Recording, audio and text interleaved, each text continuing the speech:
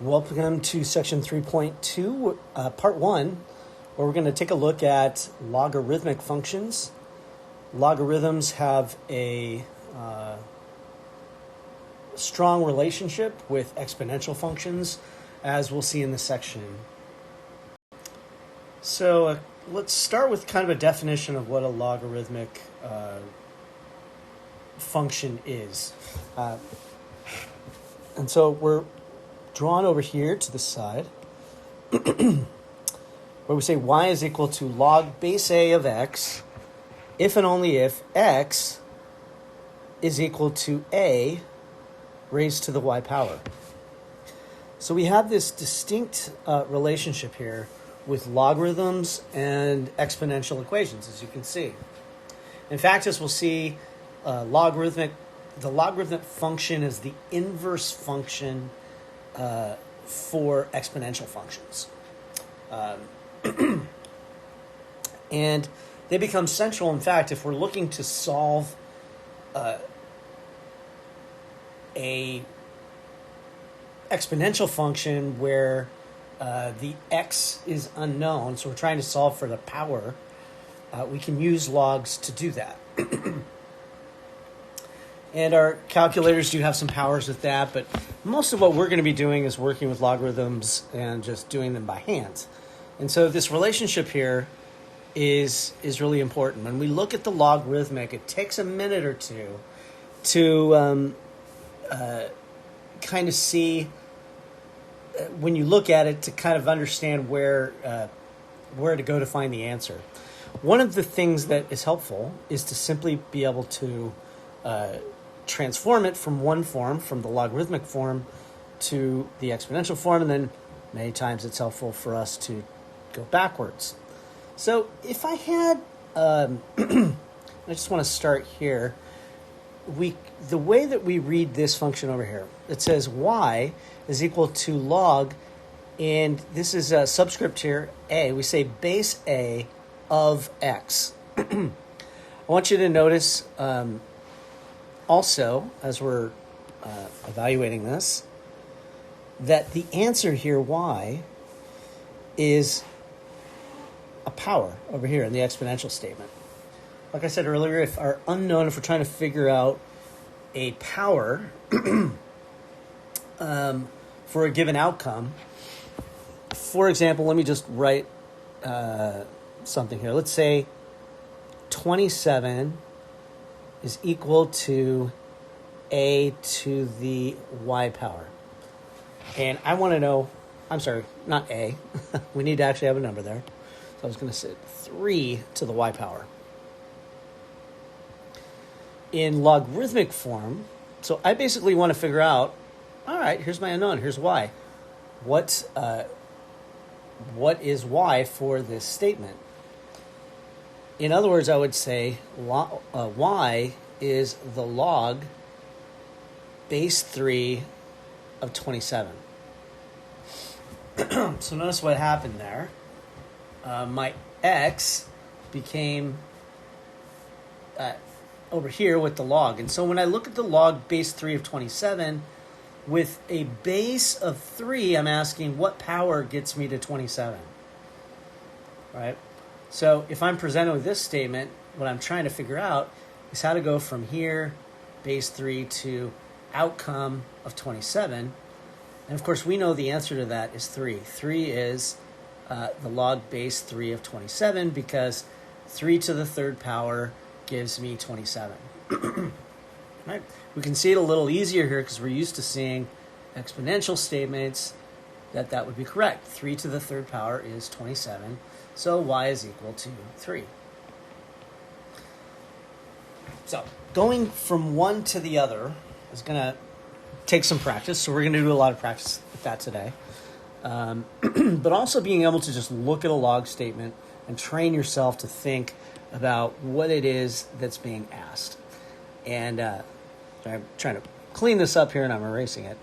That when we look at, for example, the 3 here, we think, okay, with this base, how do I get to this? What power will get me to that? And that becomes my answer. So if y log base a of x is equal to y, that'll be true if and only if x equal to a to the y is true. So these two statements are intricately linked with each other. And it does take a little practice to get used to thinking in terms of logs. When we're looking at the answer to a log expression with the base of something, we're trying to figure out an unknown exponent. Okay, with a base a.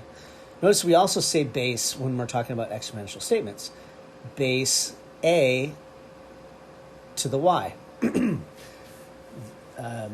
And here we say log base a of x. The logarithmic function is the inverse function of the exponential function. All right. Okay, so let's just practice taking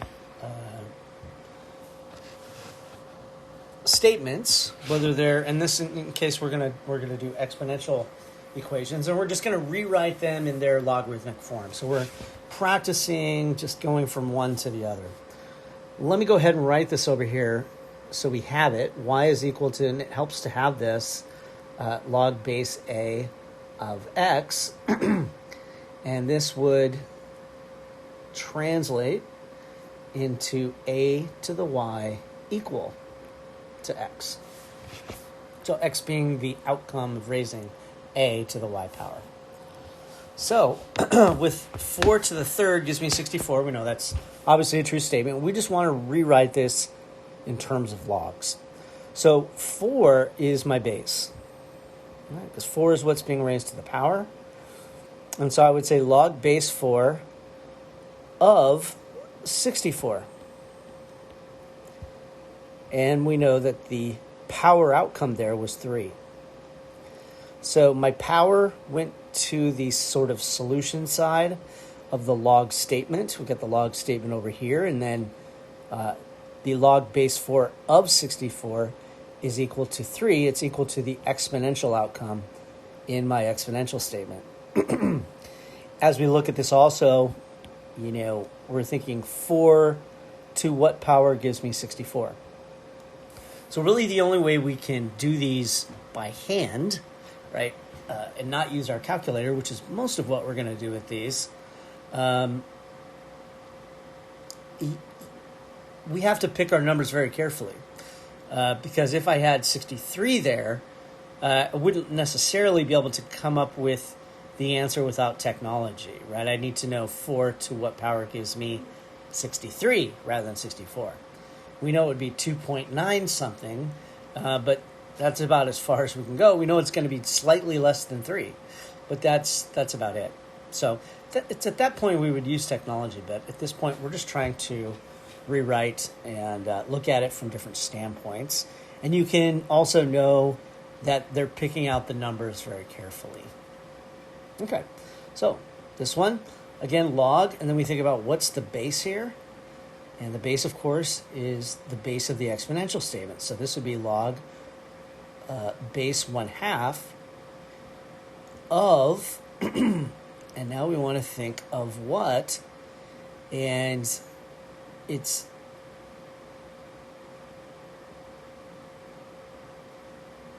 of the 1/16. Because this is the outcome when we raised it to a power. And remember, what we're trying to find is 1/2 to what power gives me log base 1/2 of 1/16. What is the power that will raise 1/2? To what number do we need to raise 1/2 in order to get 1/16? And of course, for 1/2 to become 1/16, the top, of course, raised to any power, but 2 to the 4th power gives me that. Also, I just have the answer right here. Remember that the answer to an exponential, the answer to a logarithmic statement is an exponent. And so this is how we can solve a lot of, and why we didn't do certain types of problems in our previous section is because we needed logarithms to solve some of them. Okay. And then the last one, we've got actually a variable here, just a to change it up a little bit. And a is the base of taking -2. So let's see. So we're going to take a as my base, log base a. Remember that your bases in the exponential statement are also the base of your logarithm. And then the answer to my exponential statement is what I'm taking the log base a of. So we're saying a to what power gives me 7. And the answer in this case, the exponent, is -2. Now, we would, if we wanted to solve for a here, we could do that without having to use logs. But we're going to save that for a different time here. Let's practice going in the other direction now. Giving a logarithmic equation, and we're going to put it into kind of a statement that we have into exponential form. So here we have the log base 3 of 243 equals 5. So my base is 3. And the result here is my power. So base 3 to the 5th power equal to 243. And you can check that out on your calculator. I'm trusting that they have the right numbers there, but yeah. 3 to the 5th power is 243. It's kind of outside of those numbers that we typically memorize. But I think we can be confident that they know what they're talking about. And that 3 to the 5th power is indeed 243. All right, moving on to the next thing here. We have log base 2. So again, base reminds me that that's the base of my exponent. So that's 2. And then to the x power equaling 5. So this would be a true logarithmic statement, right? If we solved it for x, if we found the log base 2 of 5, the result would tell us the decimal number that we would need in order to get 5 with a base of 2. And the last one is just a bunch of letters, so it's hard for us to check whether or not the statement is true or not. We just have to kind of rely on our memorization. Base a, just like the log's base, raised to the answer over here of equals n. All right. Now, finding the answers to a logarithmic statement, sometimes it's helpful to us, actually, to put it into take it from its logarithmic form, put it into its exponential form, and then see if we can discern what the unknown value is there. So we'll start off with a, log base 5 of 25. In exponential form, it would be 5 raised to some power, x, equaling 25. Same base 5 raised to the result of my logarithm statement, which is unknown at this point, will be equal to 25. And so we have to say, well, what's the value of x there? Of course, we see the value of x is 2. That 5 squared is what gives us 25. So here's we can practice some of our memorizing some of those powers. The more we get used to that, the easier it is to recognize a lot of different things in math, especially if you're simplifying square roots and things of that nature. It's helpful to know what products go into a number. What are they made up of? And looking at it from their base raised to a power, we can see those things. So at any rate, 2 to some power gives me 16. And so just by knowing 2, I can go 2 times 2 is 4, times 2 is 8, times 2 is 16. So that's 2 to the 4th power. 2 to the 1st is 2, 2 to the 2nd is 4, 2 to the 3rd is 8, 2 to the 4 then is equal to 16. And here we have the log base 1/3 equaling 9. So that's 1/3 raised to what power gives me 9? Well, that's an interesting one, because every time we would raise 1/3 by a power, like 1/3 to the 1 would be 1/3, 1/3 squared would actually give me 1/9. So here's where we could apply the negative, because if I have 1/3 to a negative power, let's say -2, that would give me 1 to the -2, 3 to the -2. So both of these would switch spots. And once they switch, they become positive. And then that would result in 9/1, because 1 squared is still equal to 1. So the answer for this one is x equals -2. -2 will give us the result we're after there. A few more here. We'll start off with log base 7 of 7, which is interesting. Putting that into exponential form, that would be 7 to what power results in 7? And of course, that's an actual pretty easy one. The value there would be, 1. 7 raised to the first power gives me 7. Okay. Next one, log base 6 of 1. And so, in other words, this means 6 to what power gives me 1? Well, this is another kind of easy one. It may not be easy at first, but what you want to remember is that when we raise something to the 0 power, it doesn't matter what the base is, we always get 1 as a result. So we can kind of know that when we get 1 as a result of an exponential operation, it's going to be, the power is going to be 0. Or if you start out with 1 as a base, but we wouldn't do that in exponential equations. Remember, it always has to be not equal to 1 and greater than 0. Okay, last one here, log base 4 of 1/2. So 4 raised to what power gives me 1/2. Interesting. Well, what would give me 2 as a result there? So I'm kind of taking a little sideways thing here. 4 to what power? What would give me 2? And we know that 4 to the 1 power is 4. And but 2 and 4 do have a relationship. In fact, the square root of 4 is 2. And then remember that exponents can also be, exponents that are fractions are the same thing as taking roots, right? So with this statement, if I had 4 to the 1/2 power, this would be the same as taking the square root of 4, which would result in 2. So if my exponent is 1/2, I get 2 as a result. But that's not what we want. We want 1/2 as my result. So how would I get 2 to become its reciprocal, 1/2? In other words, I would take 2 to the denominator. Well, we know that too.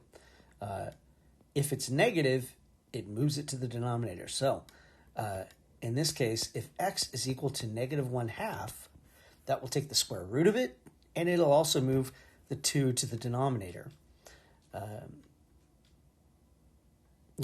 So 4 to the -1/2 would first move 4 to the denominator, so that's 4 to the positive 1/2. Once it moves, that negative part of it goes away. This is 4 to the 1/2 over 1.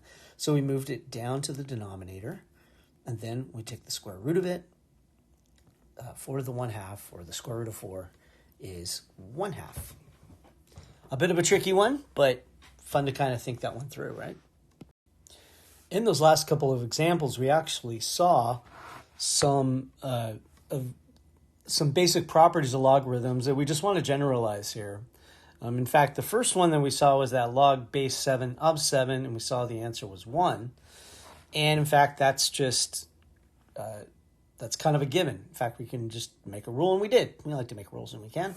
Remember that the exponential, the logarithmic statement has a base of a, right? So that a becomes the a part of the exponential statement. the 1, the power, is my result of the log statement, and then what we're taking the log of is the answer in the exponential statement. And we can see, if a to the 1 is a, then they both share that same power, 1. And this is actually somewhat similar to what we have 3, so let me just jump over here. The only difference here is that they have an x here in the exponent of what I'm taking the log of. And so if I had a 1 here, you can kind of see that.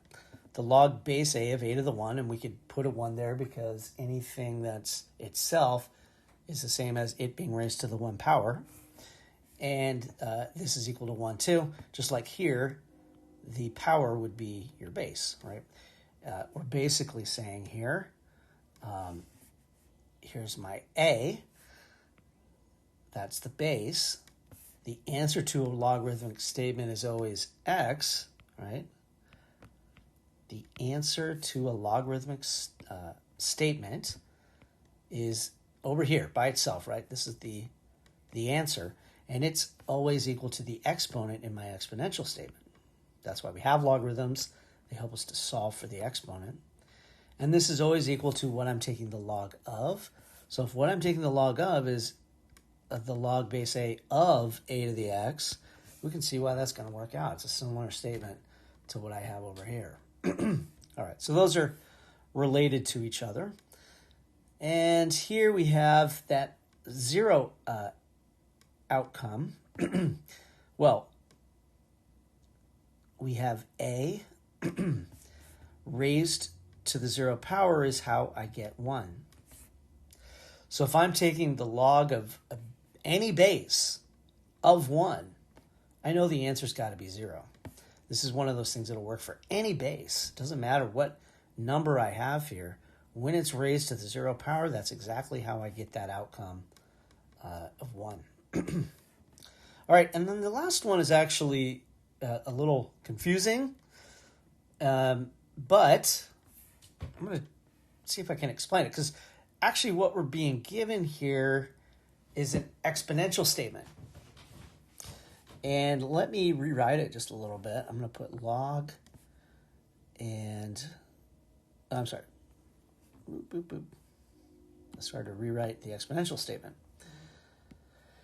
So, I meant to do that. Sorry, I'm losing my mind here. So I'm just going to rewrite this, but there's a particular thing I want to do. I want to put the log, because we've got a lot of log statements here, and for me to kind of show this, it helps to highlight that, but I'll put that in red, right? So when I rewrite that, you know when I'm rewriting the exponential part, right?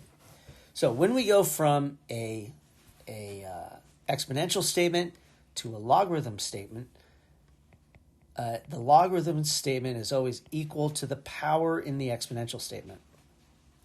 So I'm just going to start with that. This is the sort of the y equals, right, of my logarithmic statement. But what's confusing is that, so this is normally not a log. Usually it's just a power that we have with a, but that power has a log in it. So it's in the exponent, and this exponent is the answer to my upcoming, soon to debut, logarithmic statement. So the answer to the exponent is equal to the log, and let me go back here. Now we're going back to blue, because I just want to highlight that so we can see that. Log, the log statement always has the base of a, so that's log base a of x. So we can see that as long as I take whatever the log is I have over here, these two would have to be the same for these to be actually equivalent statements. So when I have the base, right, here we have the base of a logarithmic statement, and the base up here in the power part is also the same as the base of which you're taking it from. The answer we get, the result of that, is simply the answer to the logarithmic statement up in that exponent. Yeah, so this is one where you want to look for matching numbers and say, oh, this follows that rule. A raised to the log of the same base A of x will actually be equal to it. So that base of A raised to the log with a base A, it kind of undoes itself. Is one way you can kind of remember that. A few more properties to put into our repertoire and to recognize when we come across them. So with this statement, log base 3 of 3, we want to simplify that. What exactly would that be? Well, remember, we can also just think of what a log statement is asking. It's basically saying 3 to what power gives me this outcome 3. And we know that the answer is 1. 3 to the 1 power gives me 3. And if I want to double check that, I can plug that in and make it an exponential statement. Does my base there raised to my answer to the log statement, the exponent, equal what I'm taking the log of? And the answer there, of course, is yes. Also, the second one, 5 raised to the log base 5 of 7. The two bases match up, the base of my exponential statement and the base of my log statement. So in a sense, what they do is they undo each other, and we're just left with what we're taking the log of in the exponential statement above there. So 7. And we can double check that. Does 5 raised... Sorry. Oh, yeah, sorry. Let's take the log base, because this is an exponential statement. This is where I get confused, and you will too. This is an exponential statement, so I need to take the exponent, which is the log base 5 of 7, and that would be my outcome, right? The exponent is the outcome of the logarithmic statement. The log statement has the same base as what we're using in the exponential statement, which was the 5. And, excuse me, and we're taking 5 and 5 of our answer over there, which is 7. Yeah, so log base 5 of what gives me log base 5 of 7. And that's our statement there. The answer to this logarithmic problem, base 5 to the log base of 7, is 7. And the log base 3 of 3 is 1. Okay, so what are some of the other properties of the logarithmic functions? We're going to look at domain and range.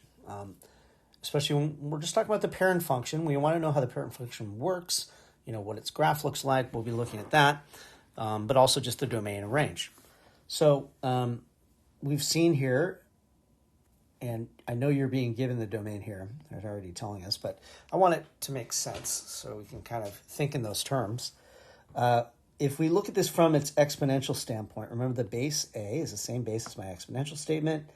The result of the log is the exponent, and what we're taking the log what we're taking the log base A of is actually the answer to my exponential statement. All right, x in this case. Now, when we introduced this, we had some small print that we had to remember, little rules.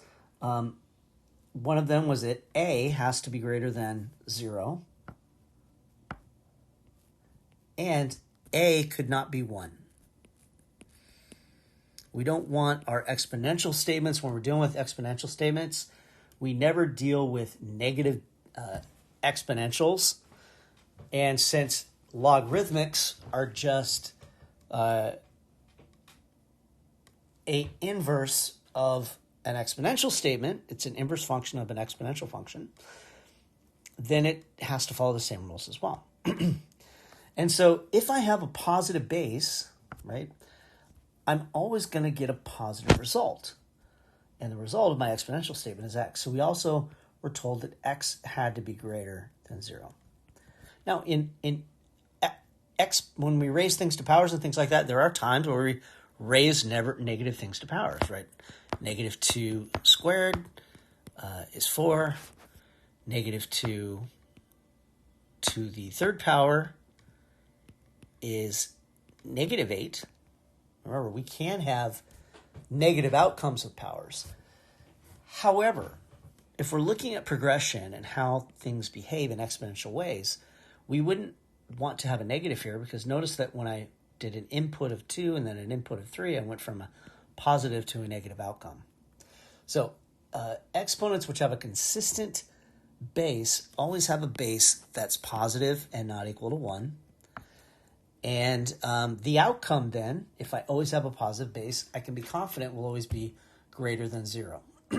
So since that's the case with exponents, if I have a positive base, which we know for exponential functions, we limit it only to positive numbers and positive numbers that are not 1.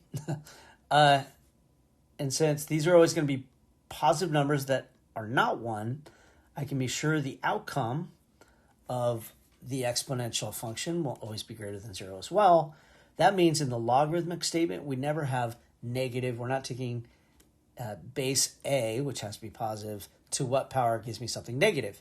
X also will have to be positive as well. X represents my inputs, and so X is my domain, right? What am I allowed to plug into this function? And of course, we would normally write a function as f of x. Our book has a habit of talking about functions and then putting the y there, which is not, you can't, that's okay. But usually we put the f of x there just to indicate that it's a function. So at any rate, it doesn't really matter. That would be confusing to have the f of x in this case. We're going back and forth between a logarithmic statement and an exponential statement, which is kind of what we're doing at this point. But regardless, we are only allowed to plug positive numbers greater than 0 in for x, because the outcomes are only going to be those types of numbers from the exponential statement our logarithm function comes from. And what is the result? Well, the result is the y. The result is the powers.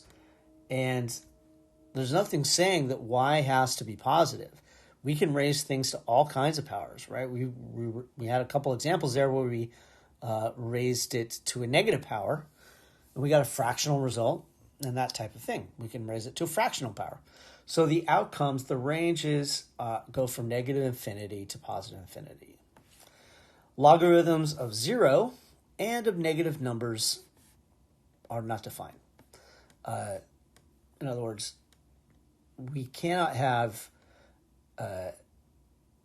take the log base a of 0, because that would say that 0 was an outcome of some base raised to a power where the base was not 0. Because remember, it has to be, the base itself has to be greater than 0. And we can't take logs of negative numbers. In other words, x has to be greater than 0. Of course, those are our parent functions. Just like we said, we can't have 0 in the denominator of a fraction. Didn't mean that we could never plug 0 in to x if x is in the bottom of a fraction. Like, we can plug 0 in, like I can take the f of 0 of 1 over x plus 1, because plugging in that 0 simply just puts a 0 with the x, doesn't result, this would be 0 plus 1 on the bottom, or 1. It doesn't result in a 0, right? But the number I would not be allowed to plug in here is negative 1, right? Because negative 1 plus 1 is 0, and that would be undefined. And so the domain here would be negative infinity all the way up to negative 1, not including it, and then not including it again and going to positive infinity. Okay, so what do we know about our logarithmic functions? As far as the domain goes, they have to be greater than 0. So if I'm taking the log base 3 of something, that 2 minus x, the outcome of that expression must be greater than 0. And I'm going to show you guys how to do this in a couple different ways, because I've seen these types of problems that should be fairly easy get misinterpreted at the very end, which ruins the problem. Now, one way you could solve this is by adding x to both sides. And so that leaves us with 2 greater than x, right? Which is the same as saying x less than 2. Notice that when I switched the sides here, I flipped the sign along with it, the symbol, the inequality symbol, and it's still pointing at the x, right? That's key. So what I see people go is from here to, then they just switch sides, because we used to be able to do that when it's an equation, right? If I have 2 is equal to x, I can just write it as x equals 2, and that's the same thing. The problem with inequalities is that they're expressing not an equal relationship, but an unequal relationship. And so if we switch sides, if I leave the sign the same and I just switch the numbers that are on each side, I've got a completely different statement. This is x greater than 2. Here, this one was saying 2 was greater than x.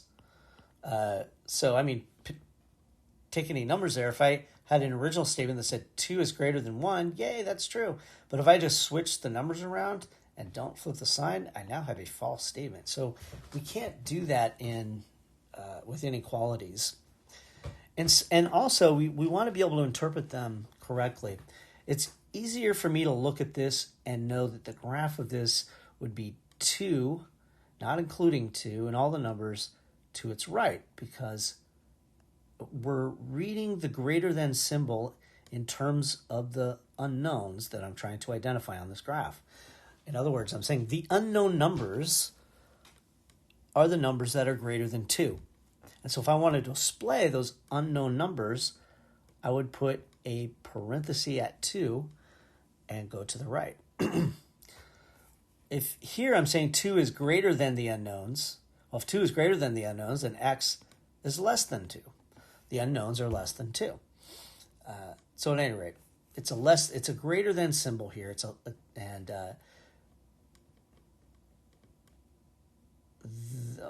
I just messed it up. I went and displayed. Let me go back. Sorry, I hope it wasn't confusing you, but I was trying to show how these two are different. But in reality, this is a greater than symbol. So I don't want to make sure I didn't confuse you. What I said was true back there, but I was starting with the statement that I'd written as the incorrect statement. This is saying 2 is greater than x, and if 2 is greater than x, then x is less than 2. When we have the x on the left-hand side, we are putting it in terms of the unknowns, and we're going to get the correct graph. The correct graph here is not going to the right, it's going to the left. And with 2 here, where the starting point is. Now, another way I could have solved this to kind of avoid the problems that I just ran into there is to always try to keep the x on the left-hand side. So instead of adding x to the other side, I can also subtract 2 to the other side. So that gives me negative x greater than negative 2, and then get rid of it by dividing it. But whenever we divide by a negative number, we have to flip the inequality symbol around, and you can see we end up with the same thing that we ultimately ended up with down here. But at this point, it's really easy to think that we're talking about numbers to the right because this is a greater than symbol. And it's because the x is on the wrong side. X is on the right-hand side. And we call it the greater than symbol because we always read these from left to right. Okay, so when we're talking about the domain of f, it's all the x's that are less than 2. So negative infinity all the way up to 2, not including 2. Okay, so domain of a logarithmic function must be positive. So let's take the inputs there, which is made up what we're going to take the log of is x over 3 minus 4. The outcome of this must be greater than 0. It's kind of like what we do with, well, it's a little bit different, but it's kind of what we do for radicals when we have square roots. Except we say greater than or equal to 0 because we can always take the square root of 0, and it's just equal to 0. Anyway, to solve this for x, let's first get the x over 3, the fraction by itself. So we'll add 4 to both sides. That gives me x over 3 greater than 4. And then to get x finally by itself, let's multiply both sides by 3. So we see x is greater than 12. Therefore, from 12 up to positive infinity is my domain for this particular function. Here's an interesting one. We'll end with this one, looking at the domain. But we know that what we're taking the log of, it always has to give us something greater than 0. And in this case, what's inside what I'm taking the log of is the statement x plus 1 over x minus 3. And, okay, that's great. It's a fraction, right? We want this to be greater than 0. We also want what we're taking the log of to not be undefined. So we also have something we can't, because it's a fraction. And whenever we have a fraction, we can't have zeros in the denominator. So I know that part of the domain of this logarithm has to include the exclusion of what would give me a 0 in that denominator. So I know x cannot be equal to 3. And then as far as the outcomes here, if I want to keep this greater than 0, I know that the x plus 1 has to be greater than 0. Because if I have 0 on top, that will give me 0 for the whole thing. So in other words, let me kind of demonstrate this here. If I solve this for x, I see that x has to be greater than -1. So for the top, as long as x is greater than -1, I'm going to keep this positive up here, and I'll keep it not equal to 0. So really what I've identified here are the numbers that will give me 0 on top or 0 on the bottom. I'm going to go ahead and write these in. We had -1, and then we had 3. Whenever you've got a top and a bottom part of where you're taking the log of, let's divide it into regions here. And we're going to test numbers from each region. We want to make sure the numbers that we plug in actually result 0, 1, 2, in a positive number. And so we basically have it in 3 regions. And so I'm going to pick a number from each region and see what kind of result I get. Because the other thing is I can have a positive number on top, but then a negative outcome down here, and that's going to give me something negative. It'll give me something not greater than 0. So let's try some points. So, and I think you'll begin to see here, let's try -2 over here. If I plug -2, that gives me -2 plus 1 on top, and -2 minus 3 on bottom. -2 plus 1 on top is -1, and -2 minus 3 on bottom is -5, and that's -1/5. Well, negative divided by, I'm sorry, it's not -1/5, it's -1 over -5, which is actually positive 1/5. So that's a negative over a negative, which negatives divided by negatives are positive. So my saying that it had to be greater than -1, I'm actually going to go back and say, all right, what we're really trying to make sure is that it doesn't equal 0. So we just want to identify the number. Because the problem is I could find the numbers that are that would give me positive outcomes on top, but there are some numbers where I would get a negative on top, but then also a negative on bottom, which counteracts the negative on top and makes it positive again. Remember, all we want to make sure is that the outcome in here is positive. And so region 1 creates that. Yes, I'm going to get a negative number on top, right? Another number would be -3. -3 plus 1 is -2, but I'm also going to get a negative on the bottom in this region. So therefore, this part is also part of my domain. Now, 1 itself, I cannot have because 1 gives me 0 on top, which would result in a disastrous trying to take the log base 2 of a 0. That can't happen. All right, what happens with region number 2 that I have here? And let's pick a number from there. I love to always pick 0 because it's easy, and we like easy. So 0 plus 1 over 0 minus 3.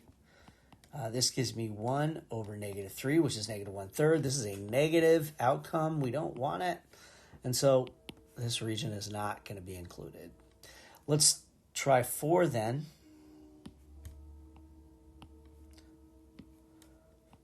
That'll give me 4 plus 1 on top, which is 5. And 4 minus 3 on bottom, which is 1. So that would give me 5 over 1, which is 5, which is positive, and yay! We can use the numbers from this region. Now, 3, of course, would give us a 0 in the denominator, so we cannot use that. So, the long and short of our strategy here when we're taking the log of a fraction, and both the top and the bottom have variables here, is we want to figure out what gives us zeros. So we looked at the bottom, we found 3 would give me a 0. And we looked at the top and we saw negative 1 give me a 0 on top. Normally that's not a problem, but with logs it is. We can't take the log of something negative. And so here my domain would be negative infinity all the way up to negative 1 in connection with, because there's a gap there, we got to include them, 3 going to positive infinity. And that is how we find domains of logarithmic functions.